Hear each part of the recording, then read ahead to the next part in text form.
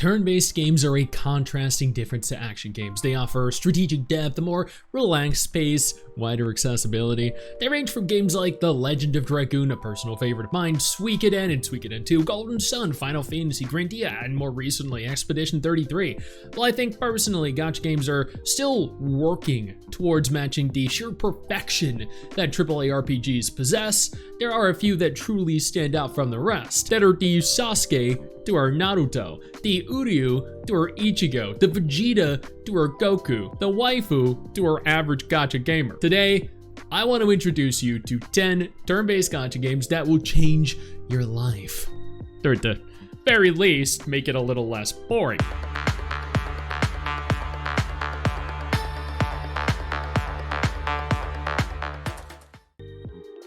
Another Eden is developed by Right Flyer Studios and crafted by Chrono Trigger legend Masato Kato.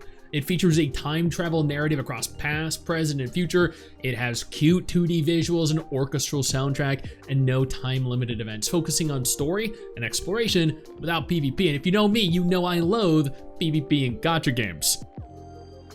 Epic 7 is developed by Super Creative and published by Smilegate. Set in the 7th world, players control the heir of the Covenant, tasked by the goddess Dike to defeat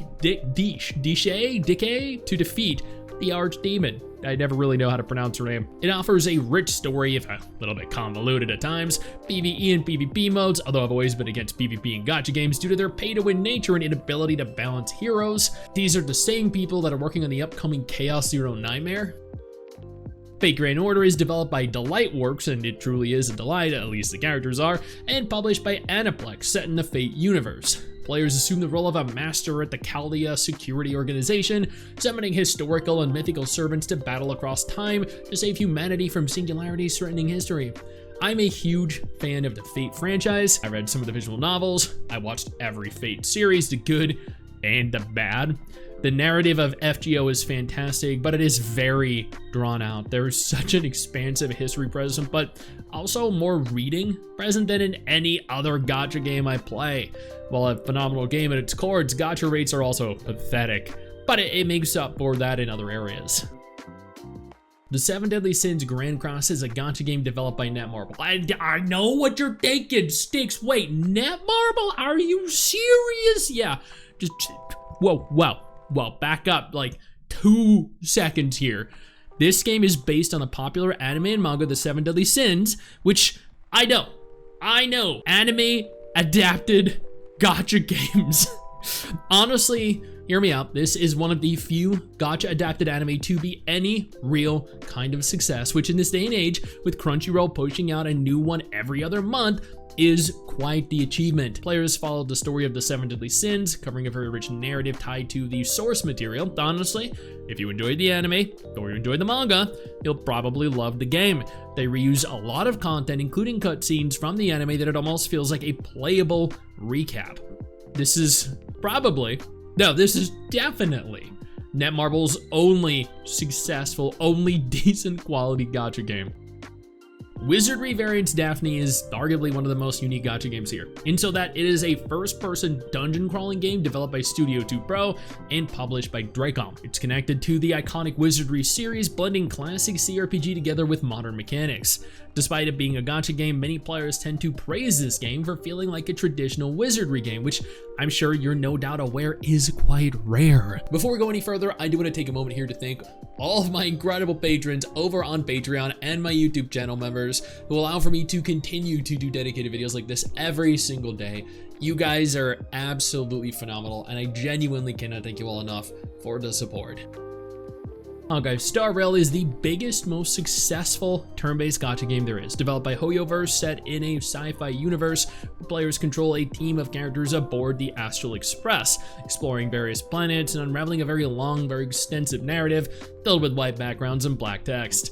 It has a beautiful world, well-written characters, great combat, and is at the top of its game in almost every aspect. It's also fully cross-play compatible with PC, mobile, and console, making it one of the only turn-based gacha games that are this accessible.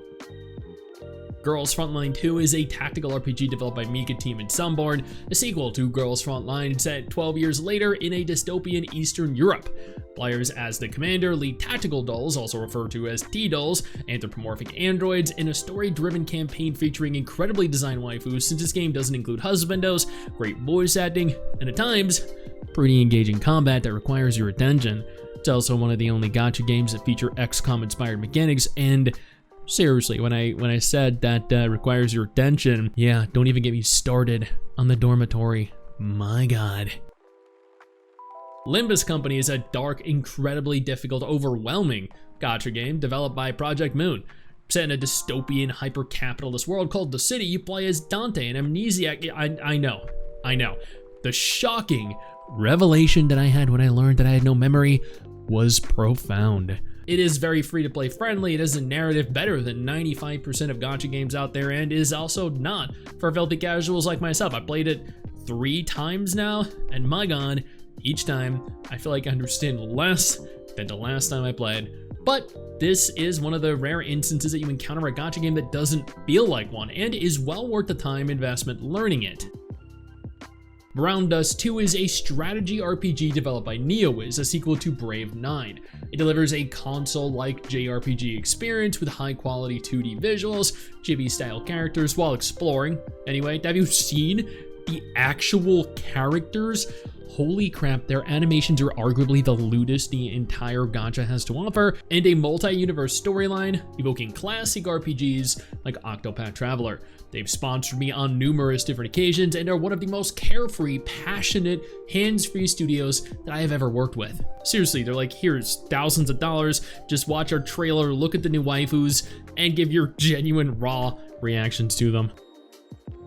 Reverse 1999 is the most fulfilling, narratively complex gacha developed by Bluepock, set in an alternate 20th century world where a mysterious storm reverses time, erasing eras and people. You play as Vertin, the timekeeper, immune to the storm, leading a team of arcanists to uncover its secrets. The main story and the voice cast for this game are incredible, arguably some of the best the gacha genre has to offer.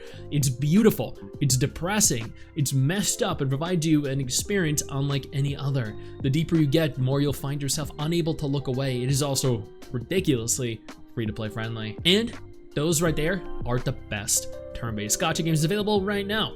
We have some incredible looking games coming. As an example, Chaos Zero Nightmare, which I'm incredibly excited for, which might really shake up the genre upon release. So long as we do not have a repeat of Persona 5 The Phantom X or Etheria Restart or Black Beacon or Infinity Nikki in terms of mismanagement and stinginess. I know you think that you just hit the end of the video, and technically, yeah, you have. And I know your first reaction is to close out of it at this juncture, but don't. No, instead, I urge you to take a moment here and click one of the videos on screen that are coming up in just a moment so you remain up to date with everything going on in the gacha genre. Trust me, you're not going to regret doing so. Stay flaccid.